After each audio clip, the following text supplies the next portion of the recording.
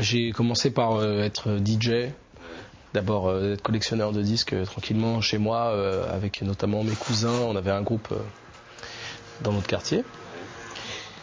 Et ensuite j'ai rencontré les rappeurs d'Idéalgie, et donc je suis rentré dans leur groupe, c'était en 1992.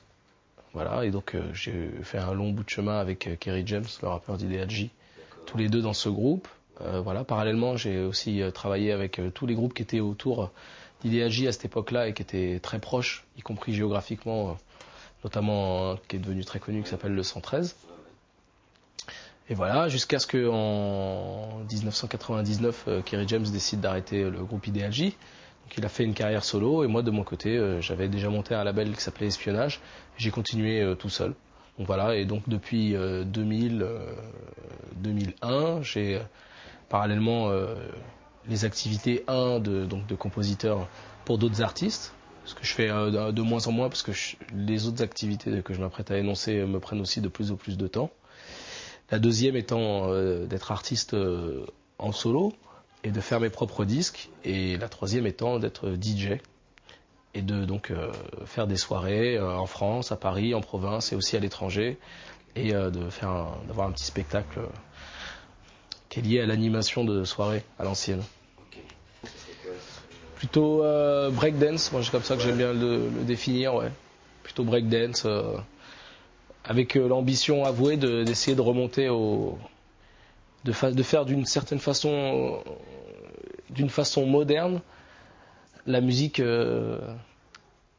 qui est un peu la branche commune, si tu veux, des musiques de club et rap et électro telles qu'on les pratiquait avant dans les années 80, quoi. Donc voilà, et c'est pour ça que ces groupes qui influencent les deux scènes, que ce soit, je sais pas quoi, Crash Crew, ou les Cold Crush Brothers, ou Kraftwerk, ou Planet Patrol, ou Afrika Bambaataa et Sonic Force, et tout ça, influencent les deux scènes, et puis ont aussi ce point commun qu'à l'époque, ça faisait danser les gens, et notamment ça les faisait breakdancer, ce qui n'est plus forcément le cas aujourd'hui. Donc voilà, c'est un peu ça l'ambition avouée de mon album. Déjà, moi tout seul, je pourrais jamais accepter cette qualification de renouveler un truc aussi grand, aussi gros que le hip-hop. Ouais.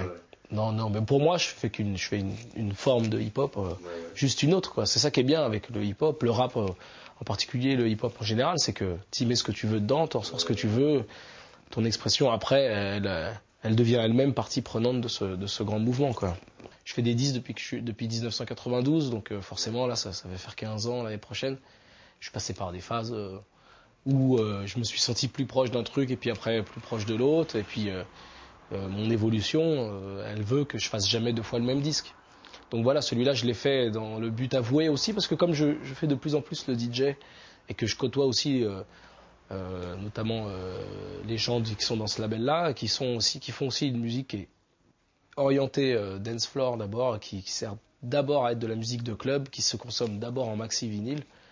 Donc voilà, je me sens forcément un peu polarisé, et par l'envie moi-même de donner envie aux gens de danser avec ma propre musique, ce qui n'était pas forcément le cas quand j'étais compositeur d'Idéalgie ou de 113, ou même avec mes premiers disques, ou même avec Megalopolis. Ça vaut aussi pour le fait que le rap hardcore, ça se définit d'abord par les textes et d'abord par le chanteur. Et comme maintenant que je fais de la musique instrumentale, c'est moins évident, si tu veux, de définir ton message uniquement par la musique, quoi. Donc voilà, l'émotion la plus brute, la plus pure, la plus immédiate que tu peux donner en donnant de la musique instrumentale, c'est de donner envie aux gens de danser, quoi. C'est le principe sur lequel est basée toute la dance music, quoi. Que ce soit à la disco, que ce soit à la techno, que ce soit l'électro de maintenant, ou que ce soit la house. Tous ces mouvements-là sont basés sur cette envie-là, sur ce message-là, celui de donner envie aux gens de danser. J'ai travaillé plusieurs fois avec elle sur plein de projets différents. C'est vraiment une super copine, c'est vraiment une artiste que j'adore et dont je me sens assez proche.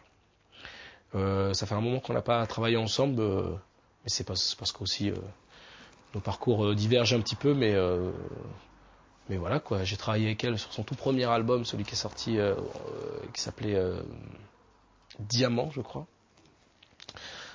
ou Diamant Brut. Non, Diamant, je crois, à vérifier. Avant Brut de Femme, en tout cas, avant celui qui a cartonné. Et donc j'ai travaillé avec elle, je lui avais aussi fait quelques remixes, tu l'as dit. J'ai travaillé avec elle sur des morceaux d'Embrutte de Femme qui sont finalement pas sortis. Elle a travaillé avec moi sur mon album Story of Espion, elle a rappé. On a fait toute une tournée ensemble aussi parce qu'elle était la chanteuse de la tournée de Story of Espion avant qu'elle sorte son album. Et j'ai travaillé avec elle aussi sur Taxi 3, la BO de Taxi 3 que j'avais écrit avec d'autres compositeurs. Et j'ai travaillé aussi avec elle sur les morceaux de Shaina, dans le 3e album de Shaina, dont elle écrivait les textes et dont j'avais fait certaines musiques. Voilà, c'est vraiment quelqu'un avec qui je collabore régulièrement. Bah, je le vois avec un petit peu de distance, celle peut-être d'un fan, tu vois, plus que d'un acteur. Il y a des trucs que je trouve intéressants, d'autres que je trouve moins, mais ça a toujours été comme ça, plus ou moins, je pense. Voilà, il y a aussi, j'ai l'impression qu'il y a aussi l'ambition affirmée de la part de certains rappeurs français de s'adresser à des gens très très jeunes. C'est le cas par exemple de Diams, qui elle carrément fait de la musique un peu pour les enfants et tout. Et donc à ce titre, ça se renouvelle. Et c'est bien, et c'est pas mort, et ça fait un mouvement si tu veux. Voilà. Après moi, à titre personnel, j'écoute moins de rap français maintenant que quand j'étais partie prenante complètement du truc. Et donc voilà, c'est pour ça que je le regarde avec un petit peu de recul. Mais il y a toujours des artistes dont je suis complètement fan. À commencer par les gars avec qui je travaille, à commencer par Kerry James, le 113, Manuquet et Booba et plein d'autres. Je pense effectivement que le rap a évolué dans sa dynamique de contestation sociale dans la mesure où même les gens, nos aînés, qui ont fait un peu de la contestation sociale le nerf de leur musique, les NTM, Assassin, IAM, etc., eux ont maintenant des activités un peu extra-musicales qui, d'une certaine façon, poursuivent leur action ou accomplissent le message qu'ils ont eux-mêmes cherché à initier au début. Par exemple, un type comme Joey Starr qui est complètement citoyen dans son activité, par exemple pour le droit de vote ou pour je ne me souviens plus le nom de son association, ou un type comme Rocking Squat.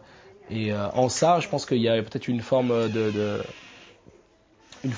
reconnaissance que le rap a sa dynamique-là, mais limitée. Et donc qu'il faut, pour peser politiquement dans ce pays, s'engager citoyennement et socialement autrement qu'en tant que simple chanteur ou qu'en tant que simple musicien. Donc voilà, à ce titre, il y a peut-être un petit peu de désillusion par rapport au fait que la contestation qui a été toujours pour nous et pour nos aînés la chose principale à émettre dans nos paroles, est maintenant peut-être reléguée au second plan par les nouveaux groupes de rap.